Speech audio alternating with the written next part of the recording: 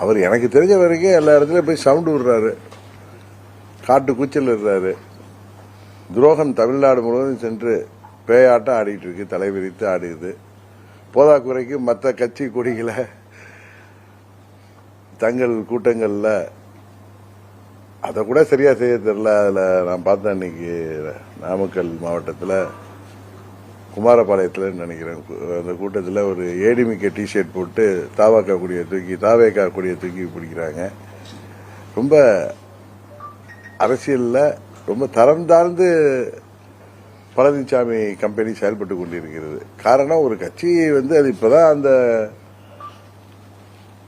நமது கரூர் துயர சம்பவம் நடந்து இப்பதான் 2வது வாரமே, இன்னைக்கு சனிக்கிழமை தான் முடியுது.